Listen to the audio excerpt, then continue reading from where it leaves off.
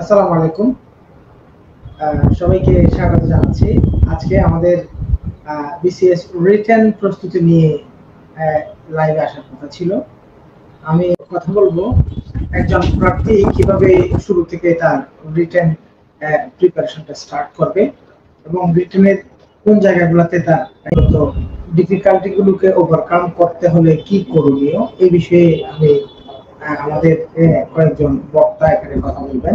ব্যাকগ্রাউন্ডের উপর ভিত্তি করে এখানে অনেক চ্যালেঞ্জ ফিল করতে হয় বা চ্যালেঞ্জের সামনে আমরা পড়বো। যারা নন সায়েন্সের আছি তাদের জন্য সায়েন্স এবং ম্যাথ এগুলো নিয়ে সমস্যা।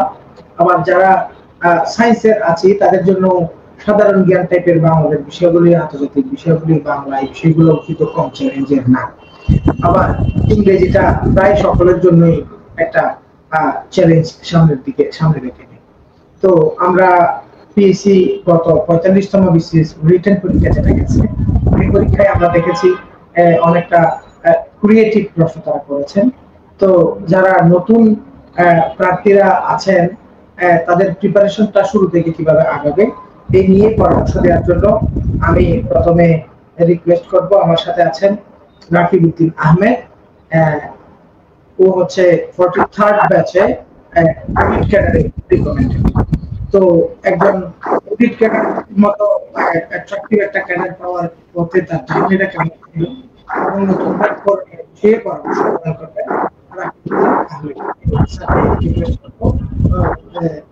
নতুন প্রার্থীদের জন্য পরামর্শমূলক বক্তব্য উপস্থাপনের জন্য। আসসালামু আলাইকুম। শুরুতে হচ্ছে যারা নতুন পরীক্ষা দিচ্ছেন সেই পরীক্ষার্থীদের শুভকামনা। সে যত নাম্বারই পাক না কেন, একটা অনেক বড় একটা পরীক্ষা গিয়েছে, তার জন্য অনেক কষ্টের ফলস্বরূপ সে পরীক্ষা দিয়ে দিয়েছে সুন্দরভাবে এবং সুস্থভাবে। তার জন্য তার অবশ্যই শুভকামনা। এবং এবার আসি হচ্ছে প্রিলি পরীক্ষা দেওয়ার পরে তাদের যে কাটমার্কস নিয়ে একটা ভিত থাকছে, কাটমার্কস আমি কত পেলে টিকবো, এটা মূলত নির্ভর করে হচ্ছে আর কত হাজার পিএসসি টিকাচ্ছেন তার উপরে। তো পিএসসির সংখ্যার উপরে নির্ভর করে কাটমার্কসটা। আসলে কাটমার্কসটা মানে 120 হবে নাকি 110 হবে কেউ জানেন না। প্রশ্নের উপরে এবং পিএসসি সদস্যের উপরে প্রথমে টিকেন কয়েকটা বিষয়। এরপরে আসি যারা মোটামুটি 110-এর উপরে আছেন, আমি বলবো তাদেরকে খুব ভালোভাবে রিটেন প্রিপারেশনটুকু নেওয়ার জন্য। রিটেন প্রিপারেশনটুকু আমার যেটা মনে হয় যে এটা এক বছরে শেষ হওয়ার যে পিএসসি লক্ষ্যমাত্রা নির্ধারণ করা হচ্ছে সেটা শেষ হওয়ার খুবই খুবই সম্ভব। অবশ্যই 3 থেকে 4 মাস সময় পাবেন আপনারা। 3 থেকে 4 মাসের মধ্যে হচ্ছে আপনাদের জন্য সবচেয়ে দুটো চ্যালেঞ্জিং সাবজেক্ট হচ্ছে ইংরেজি এবং গণিত। আমি ব্যক্তিগতভাবে বিশ্বাস করি, বিশেষ করে যারা হচ্ছে যে কোনো ব্যাকগ্রাউন্ডের জন্য। এবং আমি যদি বলি নন সায়েন্স ব্যাকগ্রাউন্ডের জন্য বা সায়েন্স ব্যাকগ্রাউন্ডের জন্য আরেকটি কঠিন বিষয় হচ্ছে বাংলাদেশ বিষয়গুলো।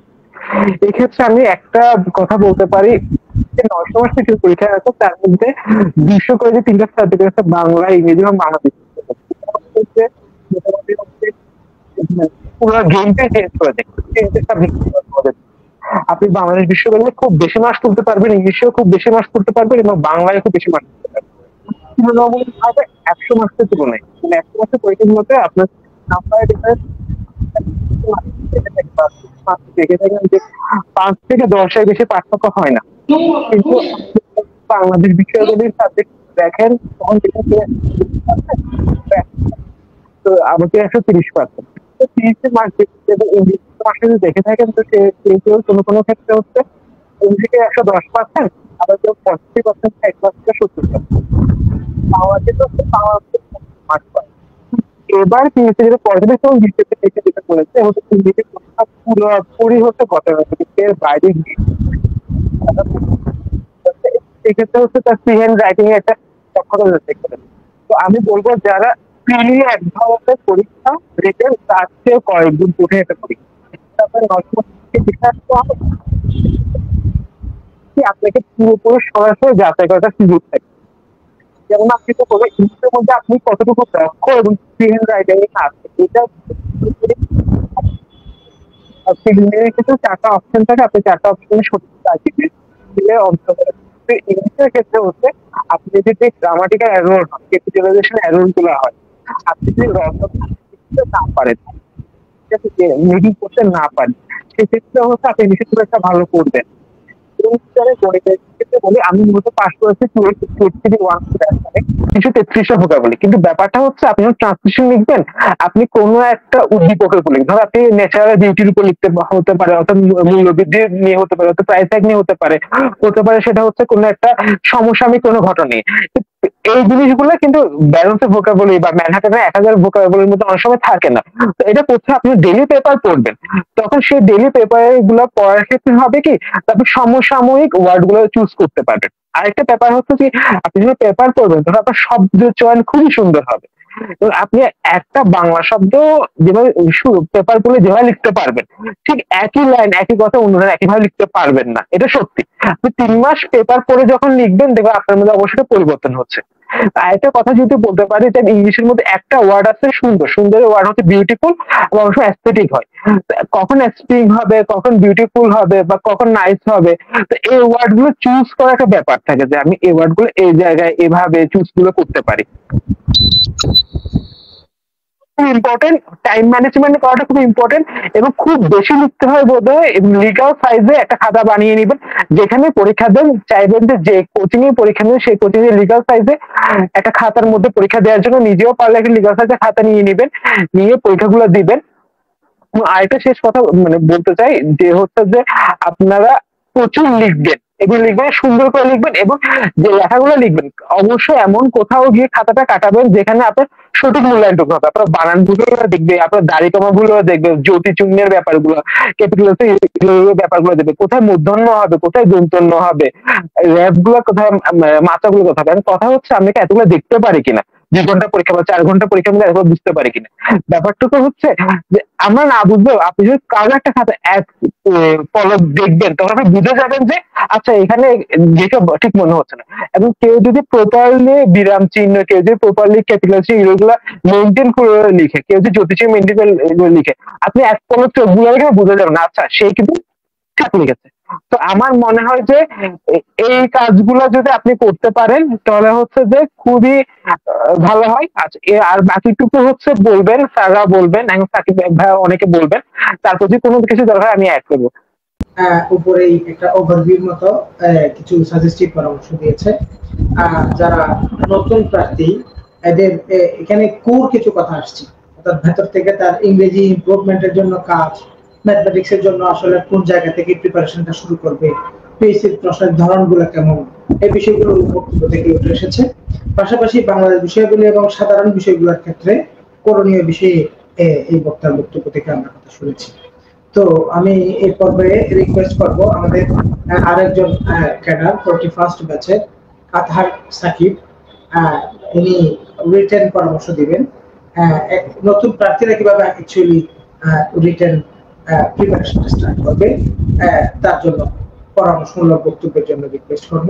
আমাদের 41st ব্যাচের বিসিএস এডুকেশন ক্যাডার, উনিও একাধিক একেবারে 41st 43rd 44th সবগুলো বিসিএস রিটেন কোয়ালিফাই করা এবং ক্যাডার বর্তমানে। স্যারকে রিকোয়েস্ট করব রিটেন বিষয়ক পরামর্শ উপস্থাপনের জন্য। আসসালামু আলাইকুম। আপনারা যারা 46 বিসিএস এ প্রিলিমিনারিতে কোয়ালিফাই করবেন তাদেরকে সবাইকে অগ্রিম শুভেচ্ছা অভিনন্দন। একটা প্রিলি কোয়ালিফাই করা যে কত কঠিন সেটা আমরা জানি, যেহেতু আমরা এই পথে এসেছি। দীর্ঘ 8 থেকে 12 মাসে সবার একটা পরিশ্রম থাকে, 8 থেকে 12 মাসে এই পরিশ্রমের ফসল হচ্ছে একটা কোয়ালিফাই, একটা প্রিলি কোয়ালিফাই করা। এখানে সবচেয়ে বেশি ক্যান্ডিডেট হচ্ছে আপনাদের বাদ পড়ে, অর্থাৎ আপনার বিসিএস এর সাফল্যের যদি কোনো একটা আপনারা বীজ বলেন, সেই বীজটা হচ্ছে আমাদের প্রিলিমিনারি। আর সবচেয়ে বেশি সৌভাগ্যবান হচ্ছেন আপনারা যারা প্রিলি কোয়ালিফাই করে আসেন, কারণ অনেক সময় দেখা যায় ছোটখাটো অনেক ভুলের কারণে আমরা প্রিলি কোয়ালিফাই করতে পারি না। ধরেন একটা আমাদের ভুল লাগানো জানার পরেও, তারপর হচ্ছে কি অনেক সময় একটু সেট করে কিন্তু খুলেও বাদ পড়ে যায় অনেক ছাত্রী আমি দেখেছি। রিটেনে যদিও এরকম ছোটখাটো ভুল রিকভার করার সুযোগ আপনি পাবেন, যেমন আপনার একটা পরীক্ষা খারাপ হলো, আপনি আরেকটা পরীক্ষা দিয়ে এটা টেনে ফেললেন নাম্বারটা, যেটা আমরা প্রিলিতে কোনোভাবেই সম্ভব না। তো সবাইকে অভিনন্দন। এখন প্রিলি কোয়ালিফাই করলেই যে সবকিছু এরকম না, আপনারা খুবই সৌভাগ্যবান, যেমন তেমনি আমরা বলতে পারি হচ্ছে কি আপনাকে একদম শূন্য থেকে শুরু করতে হবে। কারণ প্রিলি কোয়ালিফাই করেন অথবা প্রিলিতে আপনি যত বেশি নাম্বারই পান না কেন, এটা আপনার ক্যাডার পাওয়ার জন্য কোনো ধরনের আপনাকে এক্সট্রা কোনো বেনিফিট দিবে না, যেটা রিটেন নাম্বারটাতে আপনাকে দেয়। তো আমাদের মনে হবে আমরা প্রিলি কোয়ালিফাই করে আমাদের কাজ শেষ হয়ে গেছে, এরকম না। প্রিলি কোয়ালিফাই করার পরেই কিন্তু আমাদের কাজ, ক্যাডার হওয়ার কাজ শুরু কিন্তু প্রিলি কোয়ালিফাই করার পরে। মানে রিটেনের জন্য আপনাকে যদি আপনি ক্যাডার হওয়ার জন্য যে কাজ শুরু করতে হবে এটা রিটেন থেকে। এখন আবার আপনাকে শূন্য থেকে শুরু করতে হবে। যদিও আপনি প্রিলিতে পড়াশোনা করার কিছু কিছু অংশের সুবিধাটা রিটেনে পাবেন যদি ওইরকম করে পড়াশোনা করে আসেন। যেমন আমি আপনাকে উদাহরণ দিই, আপনি যদি সংবিধানটা খুব ভালো করে পড়েন তাহলে এখানে আপনি একটা সুবিধা পাবেন। এই সংবিধানই হচ্ছে আমাদের রিটেনে বাংলাদেশে খুব ভালো একটা মার্কস ক্যারি করা যায়। তারপর বাংলাদেশ বিষয়াবলী বা আন্তর্জাতিকতেও কিছু একটা সুবিধা আপনি পেতে পারেন যদি এভাবে পড়ে আসেন। তবে আমাদের মূল বিষয়টা যদি আমরা ক্যাডার হওয়ার জন্য ফোকাস করি তাহলে আমাদের রিটেনটাকে এখন থেকে আমাদের শুরু করতে হবে। এবং রিটেনের জন্য আমরা খুব সবচেয়ে কম সময় পাই, সর্বোচ্চ 5 থেকে 6 মাস, এটা হচ্ছে সর্বোচ্চ। সর্বনিম্ন হচ্ছে 3 মাস হইতে পারে। তো এখন কোনো সময় আর অবহেলা করার মতো না। প্রশ্নটা আমি কালকে দেখেছি, কালকে দেখে আমি সর্বপ্রথম যে কথাটা বলেছি সেটা হচ্ছে আমার কাছে ব্যক্তিগতভাবে মনে হয়েছে, অনেকে অনেকভাবে বলতেছে 110 সেফ মার্ক আমার কাছে মনে হচ্ছে এই প্রশ্নে যেমন সহজ ছিল বলতেছে, তার পাশাপাশি কিছু জায়গায় ছিল কনফিউশন ছিল। আর কিছু প্রশ্ন তো সবসময় প্রিলির কিছু প্রশ্ন থাকে হচ্ছে কি যেগুলা এই প্রশ্নে এই পরীক্ষাতেই নতুন হবে, অ্যাপ্লাই হবে, যেগুলো আপনার বইতে পান নাই বা বিভিন্ন সোর্সে পান নাই, এরকম কিছু প্রশ্ন ছিল। আর এমনি ঠান্ডা মাথায় বাসায় বসে প্রশ্ন দেখা প্লাস হচ্ছে পরীক্ষার 2 ঘন্টা পরীক্ষার প্রেশার নিয়ে প্রশ্ন দেখার মধ্যে অনেক ডিফারেন্স থাকে। টাইম ম্যানেজমেন্টের ব্যাপার থাকে। ইভেন পরীক্ষার হলে এমনও হয় আমরা প্রেশারের কারণে প্রশ্নই দেখি নাই, যে প্রশ্ন বাইরে এসে দেখছি। এরকমও হয়েছে আমাদের সময় 41 একটা প্রশ্ন আমি দেখি নাই, এই প্রশ্ন আমি বাইরে এসে দেখছিলাম। তো অনেক কিছু হতে পারে 110 সেফ মার্ক। তারপরেও রিটেনের জন্য যারা রেডি হবেন তাদের আমি একটা কথা বলতে পারি, 110 যারা এখন থেকে রিটেনের জন্য একদম ফুলি পড়াশোনা শুরু করতে হবে। 12, 14, 15 যে যতক্ষণ পারেন, যার জন্য যেটা যেভাবে অ্যাপ্লাই শুরু হবে। তবে আমি প্রথমে বাংলা বিষয় নিয়ে কিছু বলতে চাই। বাংলা তো 200 নম্বরের পরীক্ষা, এখানে বিশাল একটা মার্কস ক্যারি করা যায়। অনেকে দেখা যায় বাংলাতে 130-40 নাম্বারও তুলে। আমরা দেখছি 150 কাছাকাছি নাম্বারও অনেকে তুলতে পারে। অনেকে আমরা বাংলাকে আসলে আমরা একটু অবহেলা করি, ইংলিশকে যেরকম আমরা আহ, একটু গুরুত্ব দিয়ে বলি, ইংলিশে আমাদের এত পেতে হবে বা ইংলিশে নাম্বার খুব গুরুত্বপূর্ণ, সেভাবে আমরা আসলে বাংলাকে গুরুত্ব দিই না। তবে আমার কাছে মনে হয় আমরা যদি বাংলাকে গুরুত্ব দিই, ওখানেও ইংলিশের চেয়ে অনেক বেশি নাম্বার তোলা যায়। প্লাস হচ্ছে আপনি শুধু বাংলা নাম্বার পাইলে এটাও কিন্তু আপনাকে ক্যাডার হওয়ার জন্য আগায় রাখবে। দেখা যাচ্ছে আমরা সেরকম একটা এফোর্ট বাংলাতে দিচ্ছি না। তো বাংলাকে 2টা অংশে যদি আমরা ভাগ করি, প্রথম অংশে দেখা যায় আমাদের কিছু সাহিত্যের প্রশ্ন আসে। সাহিত্যের প্রশ্নটা মূলত আসলে এটা 1 দিন 2 দিনের কাজ না। এই বাংলা সাহিত্যের প্রশ্নটা হচ্ছে আমরা যদি রেগুলার যারা সাহিত্য পড়ছি তাদের জন্য অনেক সুবিধা দেয়। যেমন 45-এর কিছু প্রশ্ন ছিল এরকম, স্পেসিফিক কোন প্রশ্নের উত্তর আসে না, লেখকের সাহিত্য নিয়ে কথা বলতে বলছে। যেমন একটা দেখলাম সৈয়দ ওয়ালিউল্লাহর একটা প্রশ্ন হচ্ছে, সৈয়দ ওয়ালিউল্লাহর যে কোনো একটা সাহিত্য নিয়ে সমালোচনা করতে বলছে। তার মানে আপনি সৈয়দ ওয়ালিউল্লাহর পড়াশোনা না করলে বা সাহিত্য সম্পর্কে না জানলে এলাকাটা আপনার জন্য কঠিন হয়ে যাবে। এই কারণে আমাদের এখন থেকে সাহিত্য সম্পর্কে মোটামুটি আমি কি করতাম, অনেক সময় সাহিত্য পুরো পড়তে না পারলেও যে কোনো একটা উপন্যাস গল্পের আমরা জিসটা পড়ে নিতাম। পড়ে ফেললে আমার কাছে মনে হয় খুবই ইজিলি কাজগুলো করা যায়। বিশেষ করে যে সাহিত্যগুলো আমরা সব সময় শুনি, বড় সাহিত্যিক রবীন্দ্রনাথ, নজরুল, শরৎচন্দ্র, ওয়ালিউল্লাহ, সৈয়দ মুস্তাফা, এদের কিছু সিগনিফিক্যান্ট আমাদের সাহিত্য আছে যেগুলো নিয়ে প্রশ্ন রেগুলার হইতে পারে। এই প্রশ্নগুলো জিসটা পড়ে ফেললে আপনার জন্য সাহিত্য সম্পর্কিত যে কোনো প্রশ্ন থেকে খুব সহজ হয়ে যাবে। এরপরে দেখা যায় আমাদের একটা কথোপকথন অংশ আছে, আমাদের ডায়লগ থাকে বাংলায় একটা, এরপর হচ্ছে কি বাংলায় একটা সাহিত্য সমালোচনা আছে, তারপর রচনা আছে। আমরা যদি কথোপকথন অংশটা দিয়ে, অনেক সময় দেখা যায় কথোপকথন অংশটা আমরা খুবই অ্যাজ ইউজুয়াল ছোটকালে যেরকম পড়ছি এরকম করেই লিখে আসতেছি। অনেক সময় অনেক বইতেও এরকম আছে। কিন্তু এই জায়গাটা যদি আপনি একটু ডিফারেন্স আনতে পারেন, আপনার যদি ট্রেডমার্ক নিতে পারেন, এখানে খুব ভালো নাম্বার তোলা যায়। যেমন ধরেন আমরা শুরুটা যদি এভাবে লিখি যে আমরা কথোপকথন করতেছি কার সাথে, সময় কখন, কোন বিষয়ে বলবো, এভাবে তারপর অনেক সময় দেখা যায় আমরা যখন কথোপকথন শুরু করি, অনেক কথা থাকে আমরা হেসে বলি, অনেক টাকা চিন্তিত করে বলি। এই জিনিসগুলো যদি ব্যাকেটে লিখে দিই, একটু হেসে বললেন, ধরেন উনি একটা উত্তর দিলেন, রিপ্লাই করলেন একটু হেসে, অথবা দেখবেন তিনি একটু চিন্তিত মুখে বললেন, এভাবে বললে জিনিসটা আপনাকে একটু ডিফারেন্স দেখায়। মানে আপনি সাথে সাথে অভিব্যক্তি গুলাও ওখানে তুলে ধরলেন। কথোপকথন মানেই তো হচ্ছে আপনার সাথে তার কথা হচ্ছে, তখন তার ফেস রিয়েকশন হবে। যদিও লিখাতে সেগুলো যদি তুলে দিতে পারেন, আপনাকে অন্যদের চেয়ে আগে রাখবে। তারপর সাহিত্য গ্রন্থ সমালোচনার ক্ষেত্রে সেম অবস্থা। আপনি গ্রন্থ সমালোচনা আমরা দেখা যায় বেশিরভাগ বইতেই কাহিনী আছে,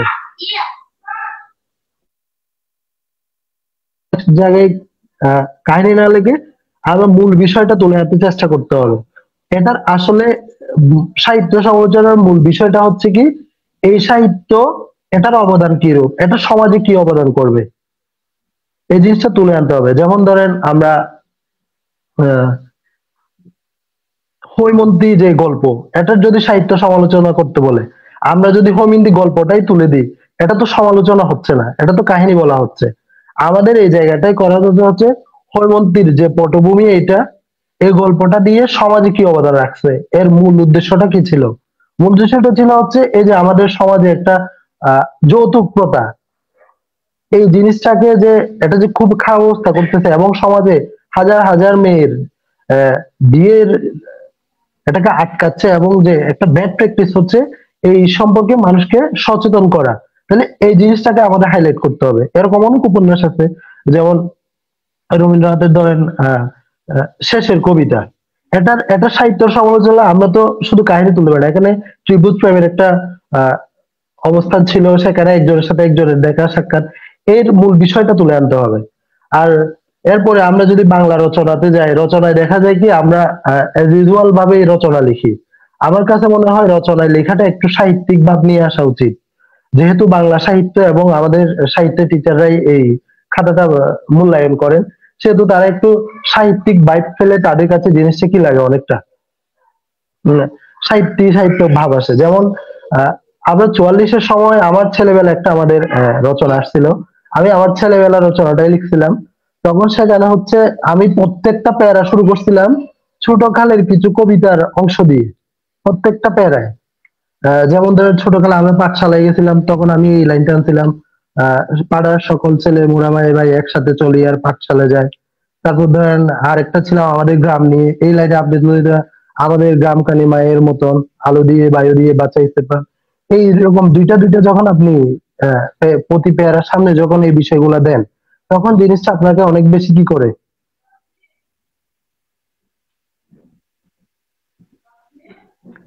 অনেক বেশি এটাকে আমাদের সাহিত্যিক পূর্ণ ভাব নিয়ে আসে। তাইলে আপনি অন্যদের চেয়ে ডিফারেন্স হবেন, এবং স্যার কিন্তু আপনার জন্য সহজে কি হবে, ইমপ্রেস হবে যে একটা আপনাকে হ্যান্ডসাম একটা নাম্বার দেওয়ার জন্য। এজ ইউজুয়াল দেখতে দেখতে স্যাররাও আসলে বিরক্ত হয়ে যায়। পরবর্তীতে আমি যদি আপনার বাংলাদেশ বিষয় নিয়ে কথা বলি, বাংলাদেশ বিষয় তো ধরেন 16-18টা মতো অধ্যায় আছে সিলেবাসে, কিন্তু এতগুলো অধ্যায় এত অল্প সময়ে শেষ করার জন্য আপনাকে কিন্তু গুরুত্বপূর্ণ জিনিসগুলো তুলে আনতে হবে এখান থেকে। সব অধ্যায় কিন্তু সমান গুরুত্ব না, আবার দেখা যাবে সব অধ্যায় থেকে সব সময় পরীক্ষা আসে না। আমি দেখেছি প্রথম যারা পরীক্ষা দেয় তখন সবাই কিন্তু বাংলাদেশ বিষয় দেখলেই মোটামুটি মাথা ঘুরে অবস্থা হয়ে যায়, এত বড় সিলেবাস কেমনে শেষ করব। এত বড় সিলেবাস কিন্তু পুরাটাই আপনার জন্য আসলে প্রয়োজনীয় না, প্রত্যেকটা অধ্যায় সমান গুরুত্বপূর্ণ না। সংবিধান, বাংলাদেশের মুক্তিযুদ্ধ এবং অর্থনৈতিক বিষয়াবলী, এই তিনটা থেকে আপনার মোস্ট অফ দ্য নাম্বার চলে আসবে। সংবিধান পুরোটাই আপনাকে খুব ভালো করে দেখতে হবে, এখানে নির্বাহী বিভাগটা 1 থেকে 48 যে অনুচ্ছেদ গুলো আছে এগুলো খুব ইম্পর্টেন্ট, প্রত্যেকটা আপনাকে দেখতে হবে। অনেক সময় দেখা যাচ্ছে পুরাটাই তুলে দিতে বলছে আপনাকে। অর্থনৈতিক বিষয়টা যেটা সবসময় গুরুত্বপূর্ণ, বাংলাদেশের এখন কিন্তু অর্থনৈতিক ভাবে খুব এগিয়ে যাচ্ছে।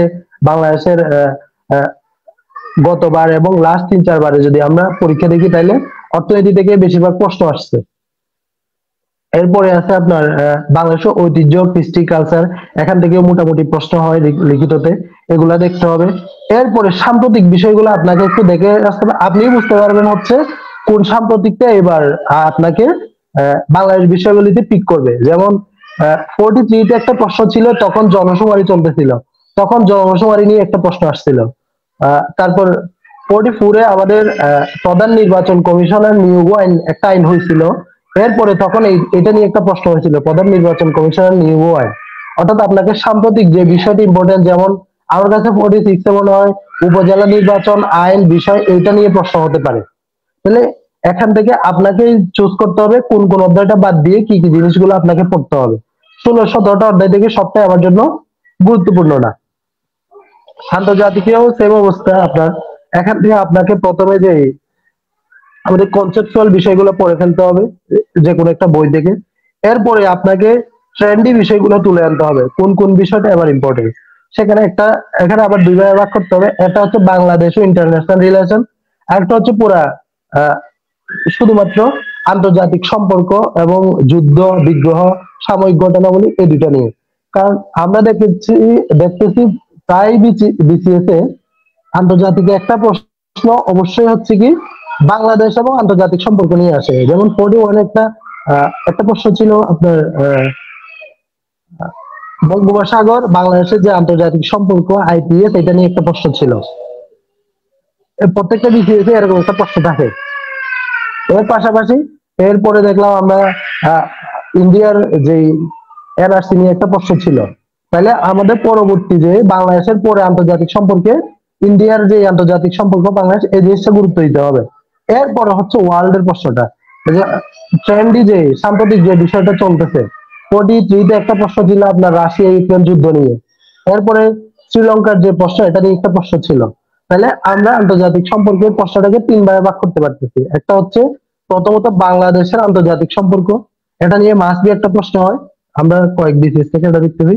একটা হচ্ছে আমাদের প্রতিবেশী দেশগুলো আন্তর্জাতিক বিষয় নিয়ে, এটা হচ্ছে আপনার ইন্ডিয়া, তারপরে হচ্ছে কি শ্রীলঙ্কা নেপাল, এগুলা নিয়ে। আর একটা হচ্ছে রেস্ট অফ দ্য ওয়ার্ল্ড, বাকি বিশ্বের যেই সবচেয়ে ট্রেন্ডি বিষয়। আর চীন, রাশিয়া, আমেরিকা এবং আমেরিকার এবছরের নির্বাচন, এটা এবার খুব ইম্পর্টেন্ট। তারপর হচ্ছে কি চীন ইন্ডিয়া সম্পর্ক, এই বিষয়টা নিয়ে আমাদের দেখতে হবে। আমার কাছে মনে হয় এই আন্তর্জাতিক সম্পর্কের ক্ষেত্রে সিলেবাসটা নিজেই অনেক শর্ট করে ফেলা যায়। আরো অনেক বিষয় আছে, আরো আমাদের সিনিয়র ভাই আসছে আবু বকর ভাই, বাকি বিষয়গুলো নিয়ে হয়তো উনি অনেকক্ষণ কথা বলবেন। ধন্যবাদ।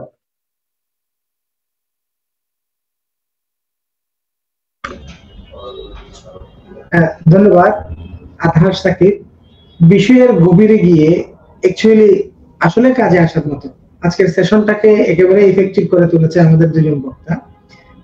রাকিব একেবারে ইংরেজি নিয়ে যে পরামর্শগুলো দিয়েছে, ম্যাথ সায়েন্সের পাশাপাশি বাংলাদেশ বিষয়গুলো সহ, এই বিষয়গুলো আসলে একজন নতুন প্রার্থী যতদিন সে পরীক্ষাটা অ্যাকচুয়ালি দেয় নাই অথবা 1-2 বার রিটেন পরীক্ষা দেয় নাই, ততদিন পর্যন্ত রাকিবের যে কথাগুলো, এগুলো ওই এক্সপেরিয়েন্স তার আসবে না।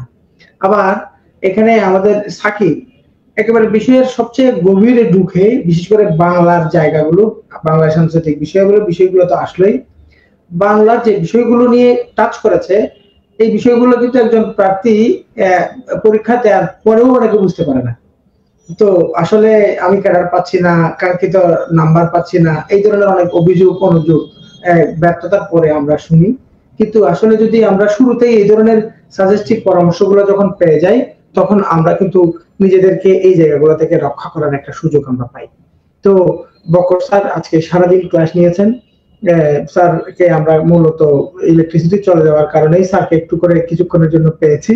তো আমি রিকোয়েস্ট করব, অসাধারণ একজন শিক্ষক এবং খুব আমরা আমাদের কাছের ক্যাডার কর্মকর্তা অনেকে অনেক জায়গায় যাচ্ছেন, বিষয়গুলো আমরা জানি।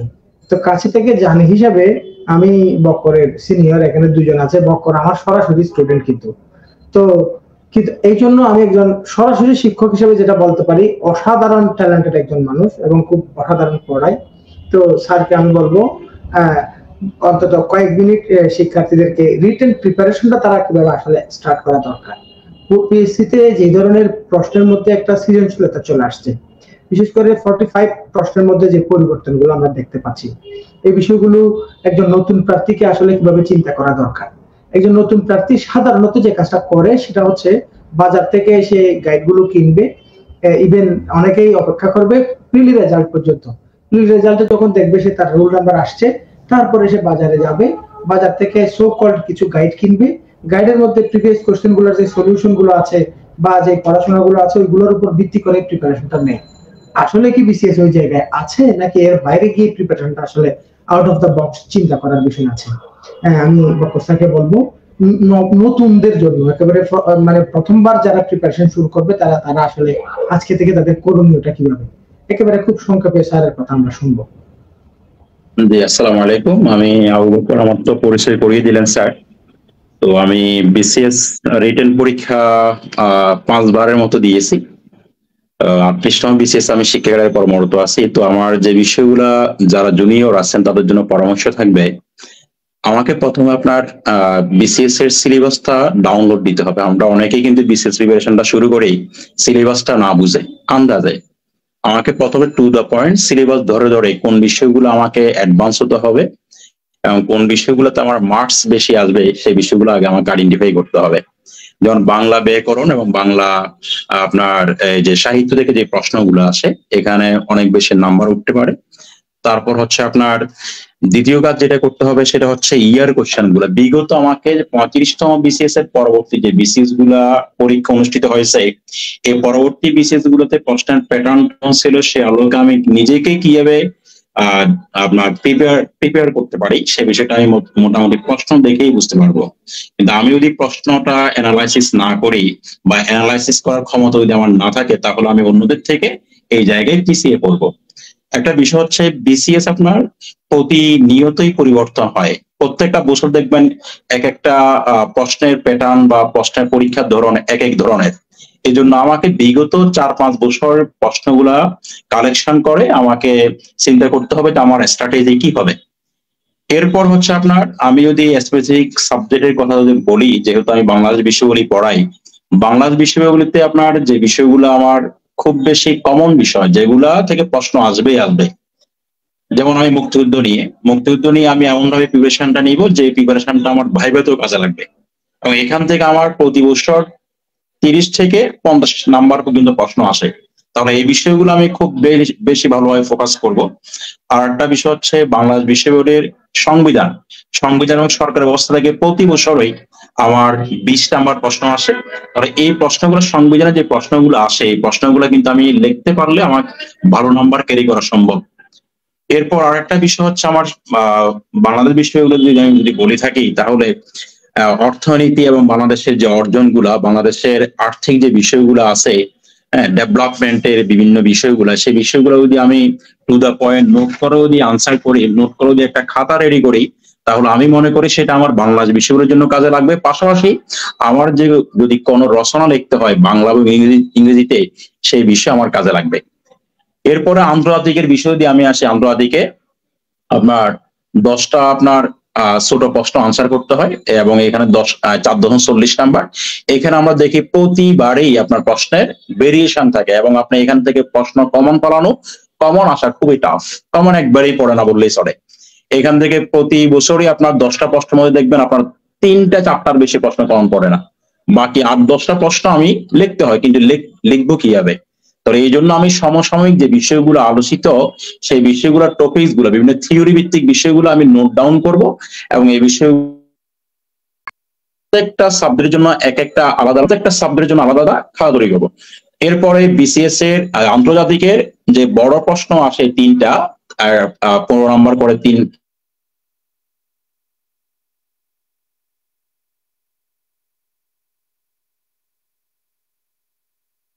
একটা প্রশ্ন। আবার 2 নম্বর বিষয়টাকে সাম্প্রতিক বাংলাদেশের যে বাংলাদেশ এবং বহির্বিশ্বের যে ঘটনাগুলো ঘটতেছে, যেমন আপনার এর আগে এসেছিল ইউক্রেন যুদ্ধ সম্পর্কে এবং গতবার 43তম বিসিএস এসেছিল ন্যাটো সম্প্রসারণ নিয়ে, কারণ এই বিষয়গুলো ওই সময় একটা খুব হট টপিকস। হ্যাঁ, আর এরপর হচ্ছে আপনার এটা প্রশ্ন সলভিং যেটা থাকে এটা সাধারণত বাংলাদেশের পররাষ্ট্র মন্ত্রণালয়ের সাথে সম্পৃক্ত কোনো একটা বিষয়, যা বাংলাদেশের পররাষ্ট্র নীতির সাথে সম্পৃক্ত কোনো বিষয় নিয়ে আমার প্রবলেম সলভিংটা থাকে।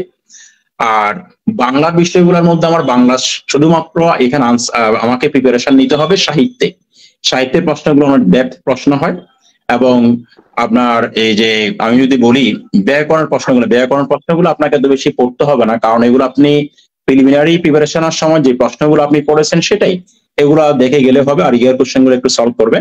আর এর সাথে ইংরেজির কথা যদি আমি বলি, ইংরেজিতে আপনার ফোকাস রাইটিং বা লেখার একটা অভ্যাস থাকতে হবে। আমরা কি করি, যেমন আমাদের বাংলাদেশের বা বাংলা, আমরা যারা বাংলা মিডিয়ামে পড়াশোনা করেছি, আমাদের লেখার ফ্রি হ্যান্ড রাইটিং স্কিলটা খুবই কম। আমাকে এক পৃষ্ঠে যদি ইংরেজি লিখতে দেওয়া হয় ভালোভাবে, হয়তো আমরা সেটা ভুল করি। এই জন্য আগে আমি চেষ্টা করব, আমি যে ইংলিশটা লিখবো সেটা অবশ্যই আপনার সেন্টেন্স স্ট্রাকচারটা ঠিক থাকতে হবে। আপনি যদি সেন্টেন্স স্ট্রাকচার যদি ঠিক না থাকে, আপনি যতই আপনি লেখেন না কেন, আপনি 10 পৃষ্ঠা 15 পৃষ্ঠা লিখলেও কিন্তু মার্কস আসে না। আর এখানে আমি যখন ওয়ার্ড গুলোর ক্ষেত্রে বিশেষ করে সিনোনিম অ্যান্টোনিম শব্দগুলো ইউজ করার, ফ্রেজ এবং ইডিয়মস এগুলা ইউজ করার, ব্যবহার করার, সেই বিষয়টা আমাদের আয়ত্ত করতে হবে। আর বিজ্ঞানের কথা যদি বলি, বিজ্ঞানে হচ্ছে আপনার নবম দশম শ্রেণীর সাধারণ বিজ্ঞান যে বইটা এবং ইন্টারের মোজাম্মেল হকের যে আইসিটি বই, এই দুইটা বই বিজ্ঞানের ক্ষেত্রে খুবই কাজ দিবে। আর ম্যাথের কথা যদি আমি 1-2 মিনিট শেষ করতে হয়, নবম দশম শ্রেণীর আপনার জেনারেল ম্যাথ এবং হায়ার ম্যাথ, এই দুইটা বই ভালোভাবে যদি আমি সলভ করতে পারি, আশা করি আমি পরীক্ষা ভালো করব। আর একটা বিষয়, আমার রিটেনে 3টে সাবজেক্টেই আমার ক্যাডার পাওয়া এবং না পাওয়া নির্ধারণ করবে, সেটা হচ্ছে ম্যাথ, বিজ্ঞান এবং ইংরেজি। তো জুনিয়রদের জন্য পরামর্শ থাকবে, আপনারা সময় নষ্ট না করে আপনাদের পড়াশোনায় মনোনিবেশ করেন। আপনার জন্য সফলতা কামনা করছি। আসসালামু আলাইকুম।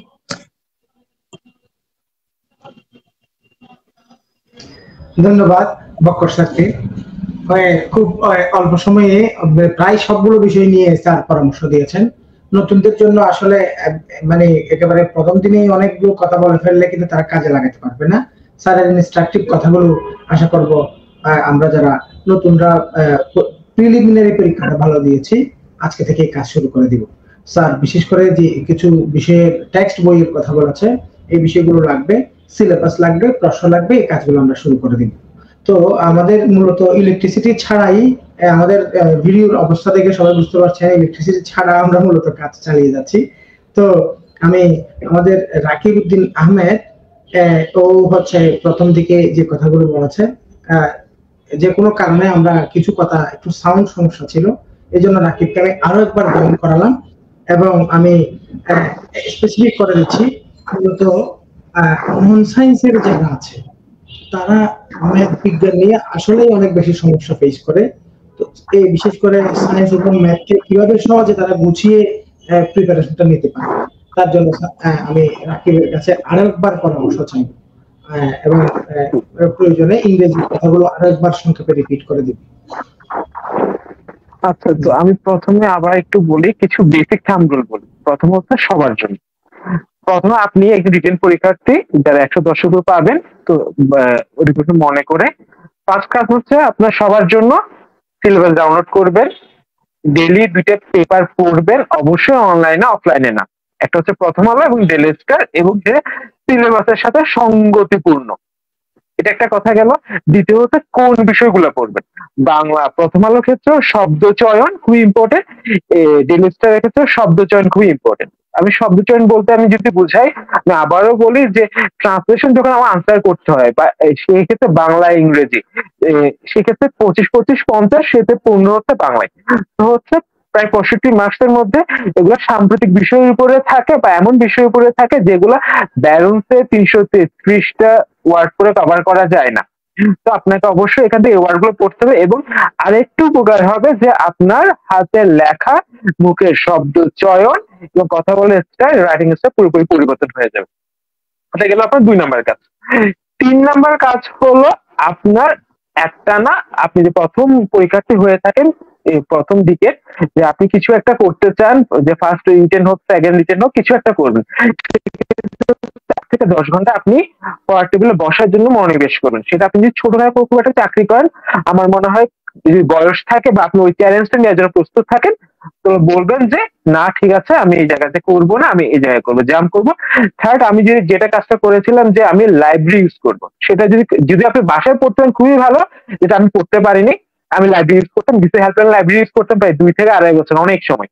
আচ্ছা, তো সেক্ষেত্রে হচ্ছে লাইব্রেরি ইউজ করবেন, একটানা পড়বেন, কনসেন্ট্রেশন ব্রেক হবে না। এটা হচ্ছে গেল আপনার 3 নাম্বার কাজ। চতুর্থ কাজ হচ্ছে আপনি লাইব্রেরি আসলে যে সুবিধাটুকু হবে যে আপনি দেখতে পারবেন কে কিভাবে পড়ছে, কোন কোন বইগুলো পড়ছে, এটা একটা আইডিয়া হবে, বিকজ আপনি একা সবগুলো বই কিনতে পারবেন না। এটাও একটা শব্দ। এটা গেল সিলেবাস যে মেনটেন করে আপনি পড়া শুরু করলেন। এবার আসেন, আমি এবার দুইটা ক্যাটাগরিতে ভাগ করলাম, একটা সায়েন্স একটা নন সায়েন্স। আমি ব্যক্তিগতভাবে সায়েন্স ব্যাকগ্রাউন্ডের, চুয়েট থেকে সিভিল ইঞ্জিনিয়ারিং পড়াশোনা করেছে। তো আমার কাছে যেটা মনে হয় যে সায়েন্স ব্যাকগ্রাউন্ডের ক্ষেত্রে বা নন সায়েন্স খুব একটা সমস্যা হয় না। সায়েন্সে একটু তুলনামূলক যেটা ম্যাথ দিয়ে আগানো থাকে সেটা হচ্ছে আপনার 44 এবং 41 যে প্রশ্ন, এই প্রশ্ন খুবই সহজ হয়েছিল ম্যাথ, সে মোটামুটি এটা কাভার করে ফেলে। যদি আরেকটু বলে যে 45 যে কোশ্চেনটুকু হয়েছে, আপনি ম্যাথ প্রশ্ন পুরোপুরি হয় 9-10 এর হায়ার ম্যাথ বই থেকে। আমি আবারও বলছি 9-10 এর হায়ার ম্যাথ বই থেকে। আগে আমি একটা চ্যাপ্টারের কথা বলি যে সেট ও ফাংশন, আগে সেট থেকে প্রশ্ন হতো 35 বিশেষ থেকে, ধারা পরিবর্তন হয়েছে 45 বিশেষ থেকে, সেট থেকে প্রশ্ন না দিয়ে ফাংশন থেকে হচ্ছে। তবে চ্যাপ্টার 1 থেকে হচ্ছে কিন্তু ফাংশন থেকে। এবং ফাংশন কোন ধরনের ফাংশন? ইনভার্স ফাংশন, যেটা এর আগে কখনো আসেনি, একবার এসেছে 41 পিলি পরীক্ষা ইনভার্স ফাংশনই। ছোট্ট সহজ একটা ম্যাথ। তো আমি আপনার আবার বলবো, তার মানে একই চ্যাপ্টার থেকে প্রশ্ন করছে অন্য জায়গা থেকে, তার কারণ তাদের প্রশ্নের লিমিটেশন একই জায়গাতে প্রশ্ন করার কারণে তাই একটু ভিন্ন আগে গেছে। বই কিন্তু এই একটা, যদি পারেন আপনি নন সায়েন্স ব্যাকগ্রাউন্ডের জন্য বলছে, ফার্স্ট আমরা হচ্ছে ম্যাথের জন্য যে কোনো একটা জায়গায় ম্যাথ কোর্স শেষ করে ফেলবেন 1 থেকে 1.5 মাস বা 2 মাসের মধ্যে। 50-50 পাওয়ার জন্য না, 50-35 পাওয়ার জন্য মিনিমাম, ঠিক আছে? 30 কিংবা 35, তবে আপনার মোটামুটি ল্যাকিংস কাভার হয়ে যাবে। সেক্ষেত্রে আপনি 3 দিন করে করে কোনো ভাইয়ের কাছে পড়বেন নাকি কোনো কোচিং এ ম্যাথ কোর্স চালু করলে ওখানে পড়বেন, সেটা পুরোপুরি আপনার উপর ডিপেন্ড করে। এবার আসি হচ্ছে বিজ্ঞানের ক্ষেত্রে। বিজ্ঞানের ক্ষেত্রে হচ্ছে আমি যেটা বলবো যে আপনি কয়েকটা গাইড বই কালেক্ট করবেন। অনেকে পড়েছে গাইড বই থেকে টপিক ওয়াইজ সবগুলো একটা খাতে চিত্র এঁকে ফেলবে। চিত্র আঁকলে হবে কি, আপনার প্রত্যেকটা টপিকের উপর চিত্র থাকবে 2 থেকে 3 গাইড বই থেকে নিলে। তো আপনার টপিক যতই আনকমন পড়ুক, আপনি চিত্র আঁকতে পারবেন, বিক্রিয়া লিখতে পারবেন, এবং যেটা বিশেষ যেটা খুব বেশি ফ্লো চার্ট আঁকার কৌশলটুকু। আপনি যদি ফ্লো চার্ট আঁকতে পারেন, সেটা বিজ্ঞান হোক, বাংলা হোক, বাংলাদেশে অ্যাফেয়ার্স হোক, ইংলিশে অ্যাফেয়ার্স হোক, এটা খুবই ভালো দক্ষতা। কথায় কথায় ফ্লো চার্ট আঁকতে পারবেন, এবং যৌক্তিক ফ্লো চার্ট অবশ্যই, যে আপনি যৌক্তিক মানে এমনি এঁকে দিলাম চতুর্ভুজ, এটা এমনটা হবে না। মানে এটা হচ্ছে বিশ্লেষণমূলক যৌক্তিক একটা ফ্লো চার্ট আঁকা। আচ্ছা, এটা একটা গেল। সেক্ষেত্রে সায়েন্সের ক্ষেত্রে হলো চিত্রগুলো আঁকবেন, ফ্লো চার্ট আঁকা শিখবেন, এবং আপনি সায়েন্সে একদিনে অনেক বেশি রতিমহরত হবেন না। যারা খুব বেশি পেছানো, আমি তাদের কথা বলছি। তো আপনি কি করবেন, 60 যে মার্কস থাকে, 60 পয়েন্টের জেনারেল সায়েন্স, সাধারণ বিজ্ঞান, ওই বিজ্ঞানটা আপনি মোটামুটি টাচ করলে পারবেন। এটা আমার 60-এর মধ্যে আপনি 40-এর মতো পান। এবং হচ্ছে যদি আইসিটি এবং ইলেকট্রিক্যালের মধ্যে খুব সবচেয়ে বেশি রিপিট কোশ্চেন দেয় এখানের মধ্যে বিসিএস এর ক্ষেত্রে। আপনি যত রিপিট কোশ্চেন আছে 35 থেকে, সবগুলো পড়ে ফেলবেন। কিন্তু ভিন্ন নামে দিতে পারে, তবে রিপিট কোশ্চেন গুলাই দেয়। তো সেক্ষেত্রে হচ্ছে আপনি রিপিট কোশ্চেন গুলো সবগুলো নোট করবেন, নোটে চিত্র আপনি নিজের করে রাখবেন, এই চিত্র দিব। আমি দেখেছি যে বিভিন্ন গাইড বই এত কঠিন চিত্র দেয় ইলেকট্রিক্যালে, এই চিত্রের খুব সহজ চিত্র আছে। আপনি খুব করেন গুগল থেকে খুঁজে বের করে চিত্র এঁকে দেন। আপনি যদি 40 মার্কসের মধ্যে আপনি যদি 30 মার্কস আনসার করেন, এবং ওখানে মধ্যে খুব ভালো মার্কস পাওয়া যায় 25-26 যে মার্কস পান, তো ওখানের মধ্যে 40-25-65, আমি ধরলাম মহলে 60-62 মার্কস। ওদিকে ম্যাথের মধ্যে ধরো আমি 60-75, যারা খুবই খারাপ আমি তাদের কথা বলছি। বাকি যে পোর্শনটুকু যে আপনি ধরে নিচ্ছে যে আপনি খুব ভালো লিখতে পারেন, হয়তো সেক্ষেত্রে বাংলাদেশ অ্যাফেয়ার্সে খুব ভালো লেখার কোয়ালিটি অনেকেই ভালো, বাংলায় খুব ভালো মার্কস, খুবই ভালো মার্কস তোলা যায়। আমি ব্যক্তিগতভাবে মনে করি যে আমি সায়েন্স ব্যাকগ্রাউন্ড হওয়ার কাছে বাংলাদেশে অ্যাফেয়ার্স, বাংলা এবং ইংলিশ, এই 200 মার্কসের পরীক্ষায় যত ভালো পারবেন আপনার ক্যাডার হওয়া তত ভালো হয়ে যাবে। কিন্তু এখন অনেকে বলে যে ম্যাথ বিজ্ঞান, আমি বলতে চাই এই ক্ষেত্রে যে PSC level playing field create করতে শুরু করেছে, সেক্ষেত্রে ম্যাথ কোশ্চেনটা কিন্তু অনেক সহজ হচ্ছে, তুলনামূলক অনেক সহজ হচ্ছে। আমি এমন অনেককে জানি চুয়েটের যে আমার ফ্রেন্ডরা, যারা 45 পরীক্ষা দিচ্ছে, 50-এর মধ্যে তারা এত ভুল করেছে, কারণ এতগুলো ম্যাথ দিয়েছে। তো সেক্ষেত্রে ওরা 35-40 পাবে। তো অন্য যে আপনি কম পাচ্ছেন, সেও 35 পাচ্ছে, খুব বেশি ডিফারেন্স হচ্ছে না কিন্তু এখানে 50 মার্কসের পরীক্ষা। এবং সায়েন্সের ক্ষেত্রেও সেম জায়গায় রিপিট কোশ্চেন হলে কেউ একটা 70 পাচ্ছে, সে 62 পাচ্ছে, 8 মার্কস ডিফারেন্স। 900 মার্কসের মধ্যে 8 কোনো ডিফারেন্সই না, এটা সত্যি কথা। তো সেক্ষেত্রে হচ্ছে আমি বলবো 200 মার্কসের পরীক্ষা জোর দিবে, এবং হচ্ছে সায়েন্স এবং সায়েন্সের কথা বললাম, মোটামুটি আপনার বেস দাঁড় করাবেন 3 থেকে 6 মাসের মধ্যে, কথা থেকে বলছি। এরপর যদি আপনি লং টাইম সময় পান সেটা ভিন্ন। এবং কারো যদি ইংলিশের কোর্স করা না থাকে, বেসিক ফ্রি হ্যান্ড রাইটিং এর, আপনি 3টে কোর্স করবেন। বেসিক এর বিশেষ 2টো বেসিক কোর্স থাকে, একটা ম্যাথ কোর্স আর একটা হচ্ছে English basic free hand writing এর। এই 2টো কোর্স আপনার ক্যাডার বানাবে, যদি আপনি ভালো ক্যাডার পরীক্ষা দিতে পারেন। খুব অনেককে চিনি যারা এই 2টো জিনিস ভালো, এবং তারা একদম ফরেন ক্যাডার পেয়েছে। আমার সিনিয়র শাহাদাত হোসেন ভাই, উনি 41তম বিসিএস, উনি ওনার ইংলিশ রাইটিং খুবই ভালো, ম্যাথে খুবই ভালো, সুপার একজন মানুষ। তো উনি খুবই ভালো পারে, উনি পেয়ে গেছেন। আচ্ছা, তো সেক্ষেত্রে আরেকটা টুকু বলি সায়েন্স ব্যাকগ্রাউন্ডের জন্য, যেহেতু সায়েন্স, আমার কাছে মনে হয় যে সায়েন্স ব্যাকগ্রাউন্ডটা সবচেয়ে যে ফেস যেটা করে, যে আমরা চুটতেই পড়ে এসে যে আমরা জানি না লিখতে কিভাবে হবে সায়েন্স ব্যাকগ্রাউন্ড, বা সেক্ষেত্রে হচ্ছে যে এসব বাংলাদেশ অ্যাফেয়ার্স এর ক্ষেত্রে, ইন্টারন্যাশনাল অ্যাফেয়ার্স এর ক্ষেত্রে এবং বাংলা ক্ষেত্রে আমি মোট কোনোভাবেই জানি না লিখতে কিভাবে হবে। যেমন আমি তো বাংলা অ্যাফেয়ার্স একটা 20 নম্বর কোশ্চেন, এটাকে যে 4টা ভাগ করা যায়, কেন, কার, একটা সূচনা, কেন, প্রশ্নের সেগমেন্ট, কারণ, যা পেয়েছে তার প্রাসঙ্গিক উত্তর, ফলাফল এবং আপনার মন্তব্য কিংবা অভিমত, 5টা সেগমেন্টে, এবং অনেক লেখা 5টা সেগমেন্ট টু দ্য পয়েন্ট লিখে আসা। আমি যেটা ভুল করেছি যে অ্যাকচুয়ালি যে প্রচুর ডাটা লিখতে গেছে, প্রচুর ডাটা লেখা আসলে উচিত না। মানে আপনি ডাটা লিখবেন অবশ্যই প্রাসঙ্গিক, এখন ডাটা মানে শুধু ডাটা লিখানো তা না, এখনকার যে প্রশ্ন অবশ্যই বিশ্লেষণমূলক প্রশ্ন হচ্ছে। আপনার হাতের লেখনই কত সুন্দর, কত বিশ্লেষণমূলক আপনি লিখতে পারেন, আপনার চিন্তা চেতনা কেমন, এইটার উপর মার্কস পাবেন। আবারও আসি বিশ্লেষণমূলক প্রশ্ন লিখতে হলে কি করতে হবে, পেপার পড়তে হবে। সোজা সাপটা কথা হচ্ছে পেপার পড়বেন, আপনি কয়েকটা অপিনিয়ন পড়লে ভিন্ন ভিন্ন অপিনিয়ন, আবার যে অপিনিয়ন সেটাই পড়া শুরু করবেন না, বিসিএস এর সাথে অপিনিয়ন পড়বেন, তো সে হবে। তো এটা আবার প্রাসঙ্গিক অপিনিয়ন বলতে কি বোঝায়, আবার সিলেবাসে যান, প্রাসঙ্গিক অপিনিয়নের মধ্যে আপনি এখন বলবেন সিলেবাসে অনেক বড় প্রিন্ট করছি, কোনো লাভ হচ্ছে না, তো করবেনটা কি, 35 থেকে 40 একটা ধারা ছিল, ঠিক আছে, আমি বিশেষ নতুন ধারা যেটাকে বলি নবযুগ, 35 থেকে 40 একটা ধারা ছিল, 41 থেকে 44 একটা ধারা ছিল, 45 থেকে নতুন একটা ধারা হয়েছে। তো আপনি প্রথম ধারা 35 থেকে 40 কোশ্চেন অ্যানালিসিস করবেন, ধারা পেয়ে যাবেন, 41 থেকে 44 কোশ্চেন অ্যানালিসিস করবেন, একটা ধারা পেয়ে যাবেন, 45 কোশ্চেন অ্যানালিসিস করলে দেখবেন কি ম্যাথ অনেকগুলা আড়াই নাম্বার কোশ্চেন দিয়েছে, তার ম্যাথ খুব দ্রুত লিখতে হবে, করতে হবে, একটা ধারণা পেয়ে গেছে। ইংলিশের মধ্যে সবগুলো হচ্ছে 2টা অ্যাসে লিখতে হচ্ছে, তবে অ্যাসে লিখতে হলে তো আপনার অ্যাসের মধ্যে খুব ডাটা দেওয়া আছে, আপনি অ্যাসের ফরম্যাট কিভাবে লিখবেন, শুরু কিভাবে করবেন, শেষ কিভাবে করবেন, আপনি যে কোনো বিষয়টি লিখতে হবে কিভাবে ওটা করবেন। আগে হতো কি, আপনি 1 ঘন্টা সময় থাকতো, 50 মিনিটে যে আমরা 1 ঘন্টা লিখতাম, ইচ্ছা মতো লিখতাম, যতক্ষণ পর্যন্ত ঘন্টা বাজার আমি ততক্ষণ লিখবো। বাট এখন সেগমেন্টটা হচ্ছে 25-25, আপনি জানেন 30 মিনিট লিখতে হবে, যৌক্তিক লিখুন, 6 পেজ লিখেন, তবে যৌক্তিক লিখবেন, তো আপনি 6 পেজ 6 পেজ শেষ করতে হবে। সেক্ষেত্রে হচ্ছে আবার টাইম ম্যানেজমেন্ট চলে আসতেছে, টাইম ম্যানেজমেন্ট ক্ষেত্রে আপনি কত ফাস্ট লিখতে পারেন, এখানে চলে কত, বিশেষ করে দুটো জিনিস ইম্পর্টেন্ট, একটা কত ফাস্ট, কত অ্যাকুরেট। তো ফাস্টও লিখবেন, অ্যাকুরেটও লিখবেন, এবং লেখা ঠিকঠাক লিখবেন। এখন অনেকে বলে লেখা সুন্দর না, লেখা সুন্দর না হলে সমস্যা, পরিষ্কার লিখবেন, এটা অবশ্যই মনে রাখবেন, যার লেখা সুন্দর এবং যার লেখা সুন্দর না, যোজন পার্থক্য হয়ে যাবে। যার লেখা সুন্দর তাকে দেখলে মার্কস দিবেন, এটা আপনি নিজেও। একটা ছেলে সুন্দর স্মার্টলি কথা বলে, একটা গুছিয়ে কথা বলে, আর একটা ছেলে এমনি কথা বলে, আপনি নিজে বলবেন না ছেলেটা তো আসলে ওইভাবে না, মানে আমি ওইভাবে পছন্দ হচ্ছে না, আপনি নিজে বলবেন। ঠিক লেখার ক্ষেত্রেও ঠিক একই ধরনের কথা।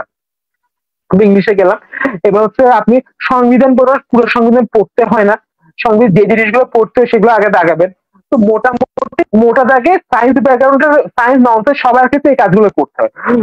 আমি যদি বলি নন সায়েন্সের ক্ষেত্রে, যেটা বলি যে আমরা অনেক সময় জানি সব, মানে অনেক সময় ইংলিশটুকু আমরা ভালো থাকে, একটা কোর্স করে ফেলেন 3 মাসের, মানে আমি যদি বলি, আমি যদি আজকে একটা নন সায়েন্স ব্যাকগ্রাউন্ড হয়, আমি করবো কি, আমি এটা যে আমার ফার্স্ট বিসিএস 46তম বিসিএস, তো আমি 46কে টার্গেট করবো, বিষয়টা এমন না, আমি 3টে বিসিএস টার্গেট করবো যে প্রত্যেক বছর শেষ হয়, আমি 46, 47, 48। তো আমি এক্ষেত্রে করবো একটা ম্যাথের কোর্স করে ফেলবো, হায়ার ম্যাথের 9 হায়ার ম্যাথ কোর্সের উপরে, একটা আমি 3 থেকে 4 মাসের উপরে একটা ইংলিশ রাইটিং এর একটা কোর্স করে ফেলবো। যদি সায়েন্সে মোটামুটি না পারি, সায়েন্সের জিনিসগুলো নোট খাতা, প্রত্যেকটা সাবজেক্টের একটা নোট খাতা নোট করে ফেলবো। এবার করে দেখা যাচ্ছে 46 হয়তো আমার ফার্স্ট ডিভিশন হিসেবে অত ভালো নাও হতে পারে, যদি 5 থেকে 6 মাস সময় পাই, কিন্তু আমার 47 খুবই ভালো হবে, এটা হচ্ছে আরো খুবই ভালো হবে 48। আমি যদি ক্যাডার হবো, এই ধরনের মনস্তাত্ত্বিক ভাবে তৈরি থাকি, আমি ক্যাডার হবে, হয়ে বের হবো। এবং বিশেষটা কিন্তু অনেক লম্বা একটা জার্নি। এখন আপনি যারা ফার্স্ট টাইমে ক্যাডার হন এবং যারা হচ্ছে 2-3 বিশেষ পরে ক্যাডার হন, পার্থক্য এক জায়গায়, দুটো জায়গায় পার্থক্য আমি বলবো। হয়তো তারা প্রথম থেকে সিলেবাস বুঝেন না, অথবা কি লিখতে হবে সেটা বুঝেন না। আরেকটা হচ্ছে, আরেক পোর্শন হচ্ছে অনেকের বেসিক খুব বেশি ডেভেলপ থাকে, সে জাস্ট বুঝে শুনে লিখে পরীক্ষাটুকু দিয়ে দেন, ক্যাডার হয়ে যান।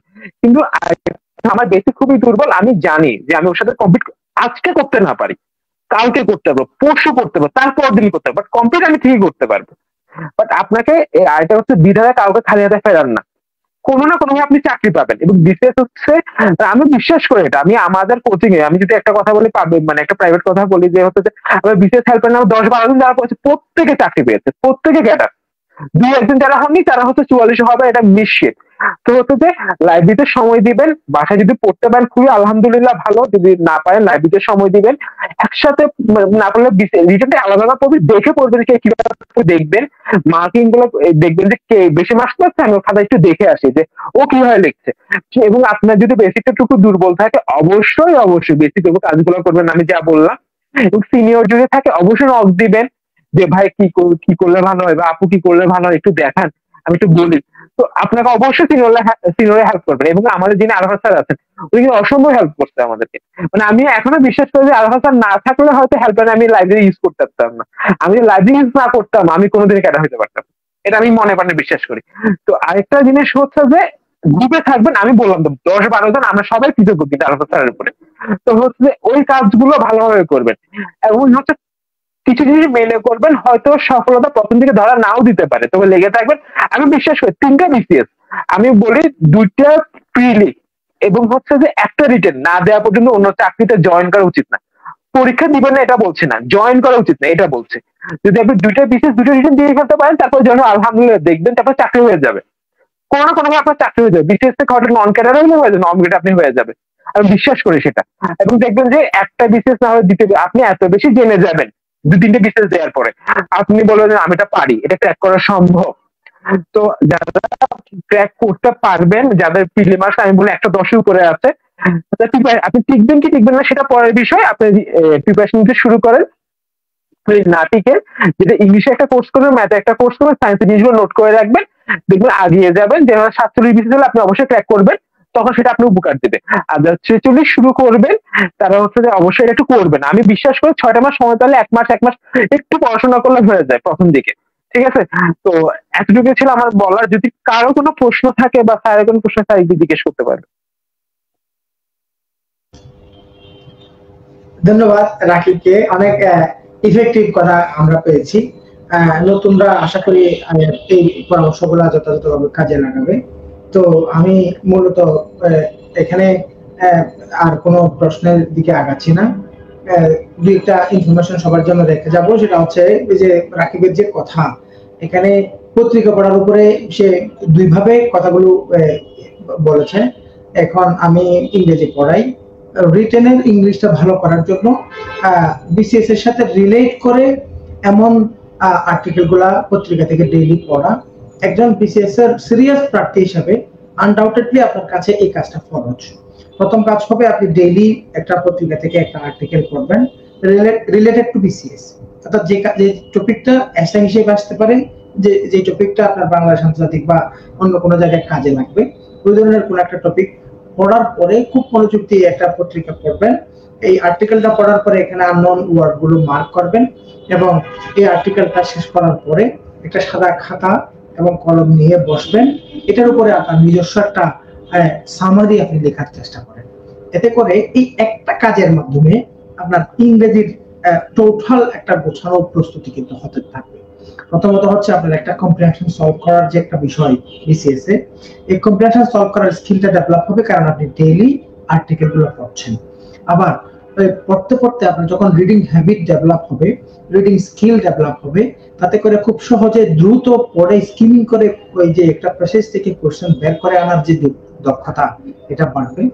আর এই যে ট্রান্সলেশনের যে জায়গাটা, এই ব্যাপারটাও আপনার ডে বাই ডে ডেভেলপ হবে। তাহলে শুধুমাত্র ডেইলি একটা আর্টিকেল পড়ার মধ্যে সীমাবদ্ধ না থেকে আর্টিকেলটা পড়ার পর আমরা একটা খাতা মেনটেন করতে পারি। আমি whatever you have read, যা পড়েছেন পড়াটা শেষ করার পর আপনি খাতা কলম নিয়ে ওই বিষয়টার উপর একটা পৃষ্ঠা শুধু আপনি লিখেন। লম্বা একটা আর্টিকেল, এডিটোরিয়াল বা সাব এডিটোরিয়াল আর্টিকেল পড়েছেন, ওই আর্টিকেলটার উপরে একটা জিস্ট 1 পৃষ্ঠা শুধুমাত্র নিজের ভাষায় ওই জিনিসটা আপনি লেখার চেষ্টা করেন।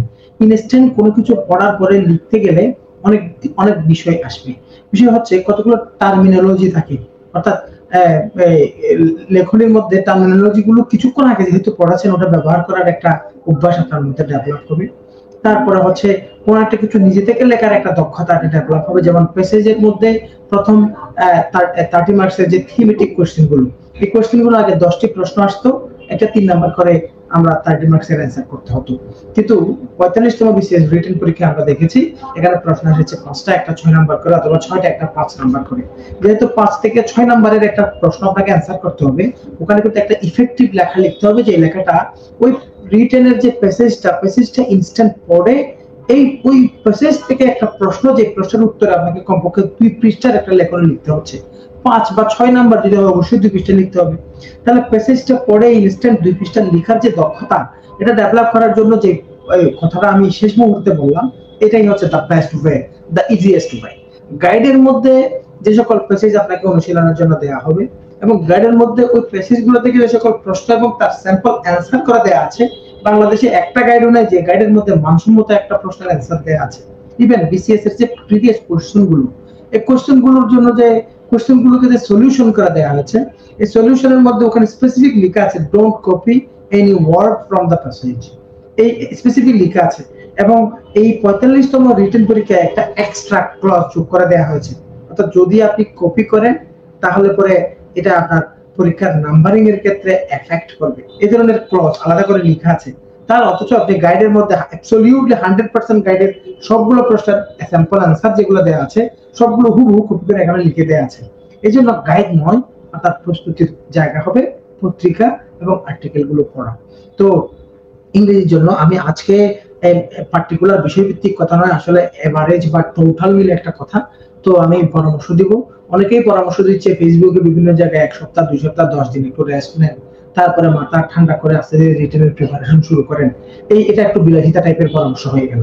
আমি নিজে দেখেছি এবং 2 জায়গায় আমার চোখে পড়েছে ফেসবুকে পরামর্শ দিচ্ছে 1-2 সপ্তাহ রেস্ট নিয়ে আস্তে ধীরে রিটেনের জন্য প্রিপারেশন শুরু করেন, আপনার প্রিলি মার্কস যদি এত হয়। এটা একেবারে বিলাসিতাপূর্ণ পরামর্শ। এই পরামর্শ সম্পূর্ণ আমার কাছে একেবারে ভুল পরামর্শ মনে হচ্ছে। পরামর্শ হবে আপনি আজকে থেকেই শুরু করেন। কারণ হচ্ছে যে প্রিলি পড়ার সময়ে প্রিলি পড়ার জন্য যে একটা ফ্লো ছিল, পড়ার জন্য যে একটা আপনার মধ্যে একটা সিরিয়াসনেস এসেছে, এই সিরিয়াসনেসটা যখন একবার ভেঙে যাবে আবার গতি আনতে কিন্তু একটা টাইম চলে যাবে। এই জন্য একেবারে গ্যাপ না দিয়ে এখন থেকে শুরু করেন।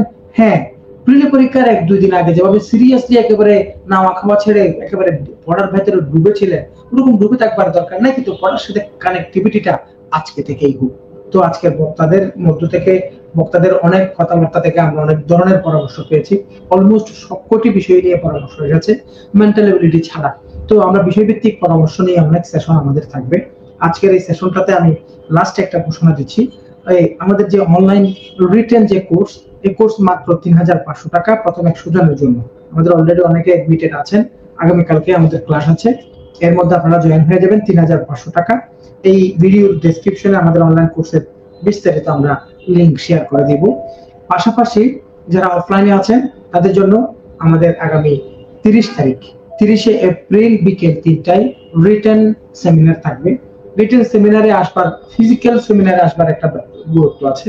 কারণ হচ্ছে সিলেবাসটাকে টোটাল ধরে টপিক বাই টপিক জিনিসটাকে অ্যানালাইসিস করে দেখানো এবং সাবজেক্ট বাই সাবজেক্ট। আমরা এখানে যে গেস্টগুলো বক্তব্য রাখবে রিটেন অফলাইন সেমিনারে, এখানে আমি সাবজেক্ট ভাগ করে দিব। একজন এই বিষয়ে কথা বলবে, আরেকজন এই বিষয়ে কথা বলবে, আরেকজন এই বিষয়ে কথা বলবে।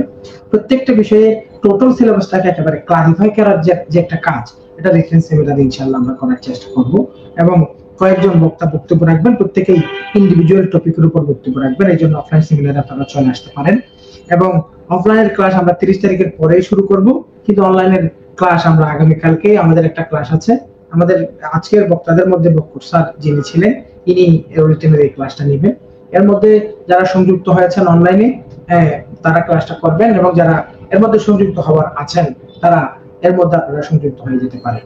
তো অফলাইন সেমিনার 30 তারিখ এবং অনলাইনের ক্লাস আগামীকাল থেকেই শুরু।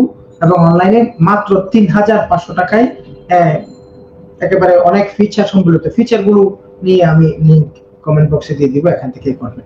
তো বক্তাদের বক্তব্য থেকে বাংলা, সাকিব অনেক গভীর থেকে বাংলা নিয়ে কথা বলেছে, বাংলাদেশ বিষয়গুলো নিয়ে কথা বলেছে, বক্কর স্যার কথা বলেছে, রাকিবের কথাগুলোর মধ্যেও আমরা কথাগুলো পেয়েছি। আশা করবো এই ভিডিওটা একাধিকবার দেখবেন। হ্যাঁ, তো একজন যদি আপনি রিয়েল ক্যান্ডিডেট হয়ে থাকেন, এই ভিডিও থেকে আপনি অনেক কিছু পাবেন। ভিডিওটা সংরক্ষণে রাখার মতো ভিডিও, এখানে প্রতিটা কথা আপনাকে আমলে নিয়ে আপনাকে এগিয়ে যেতে হবে। তো সবার জন্য শুভকামনা। আমি 1 ঘন্টার একটা সেশন নেওয়ার কথা, এখন আমার এই লাইভ সেশনটার সময় হচ্ছে 1 ঘন্টা 1 মিনিট। তো আমি শেষের দিকে চলে যাচ্ছি। ইলেকট্রিসিটির একটা বড় ধরনের সমস্যা ছিল, তবু আমরা মোটামুটি এটা কন্টিনিউ করতে পেরেছি। তো আশা করব সবাই এই আমার এই কথাগুলো থেকে উপকৃত যতটুকু হয়েছেন এই জিনিসগুলোকে কাজে লাগাবেন। আপনি উপকৃত হলে আমরা উপকৃত হব ইনশাআল্লাহ। আসসালামু আলাইকুম, শুভরাত্রি।